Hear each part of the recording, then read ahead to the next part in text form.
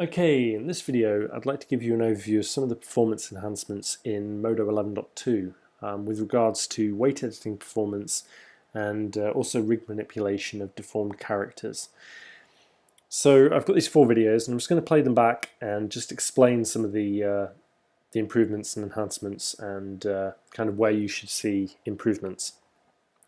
So here I've got this character. This is in a build prior to 11.2 changes, and I've got the selection set of points, and as I adjust the weights you can see we're getting about 3 frames a second.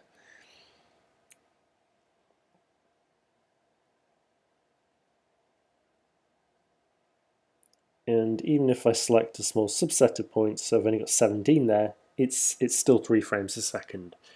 And even if I go ahead and just select a single point, you'll see it's still 3 frames a second. It's kind of a constant rate and a kind of slow rate. So the reason for this is that we maintain a number of caches internally. So we cache the weight values on the deformers so they're not having to evaluate weights on every evaluation. And we also actually rebuild the surface and cache that, and then we have to rebuild it whenever the deformation changes. So we try to be a bit smarter in 11.2 about only updating cached information for the elements that have changed. So if you imagine if you select all the points on the mesh and adjust their weights, we're having to update everything. But if you're selecting a small subset and adjusting them, we can be really smart about that and only update the cached information for those points that have changed. So this is really going to benefit things like adjusting weights around a particular joint. You know, when you have a selection of weights and you're just going to tweak them, you're using the adjust weights tool to tweak the weight values so you get a nicer deformation. So this is after the changes have been made, and you can see if I just select the same points,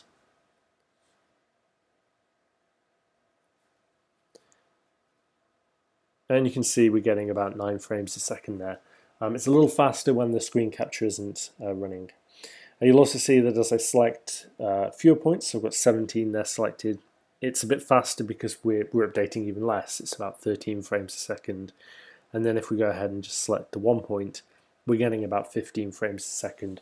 So this is, as I say, this is really going to benefit workflows where you're just adjusting individual points or individual sets of points rather than the entire mesh, which really is the standard workflow for adjusting character weights.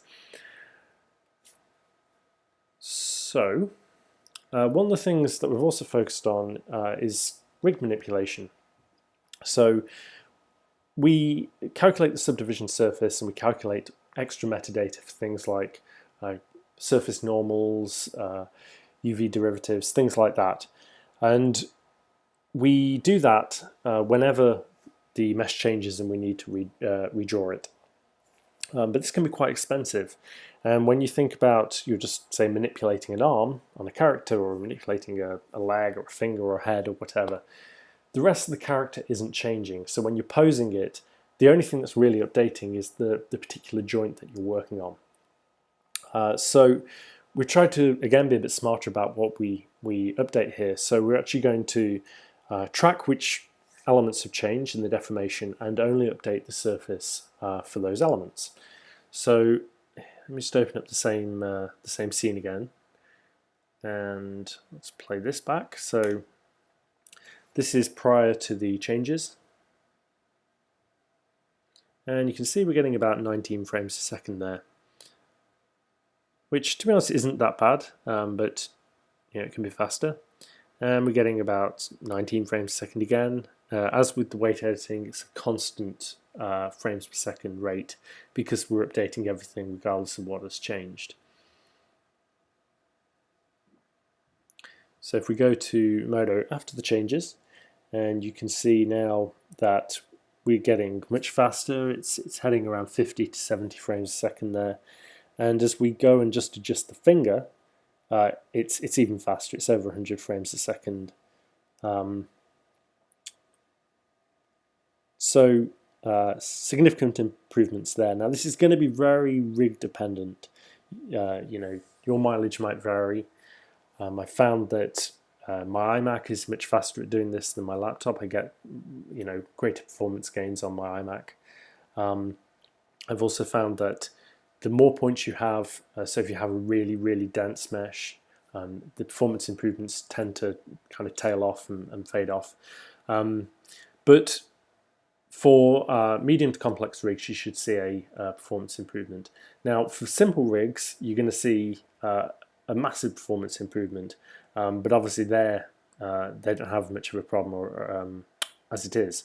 But here we have this dog, I think it's like 160,000 triangles, and you can see that before the changes, we're getting about 25 frames a second there, 20 frames a second, which is not that bad, easy to work with.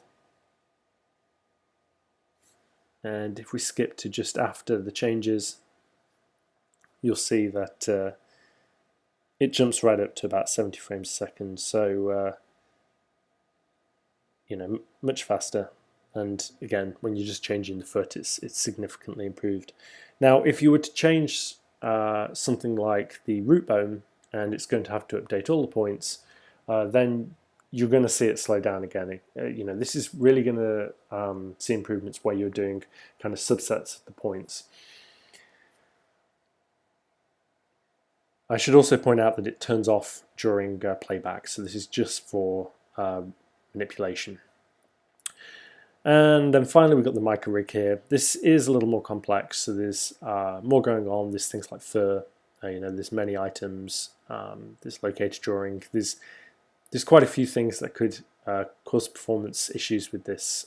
So we're not going to see, you know, 3 or 4 times improvements, but let's see what we get. So this is before the changes, and we're getting about 6 frames a second there. So it's not too bad, but it feels a little slow.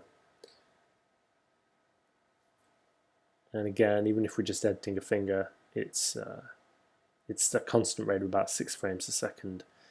As we just go into the new build and do exactly the same thing, you can see we're getting about 12 frames a second there, 13 frames a second.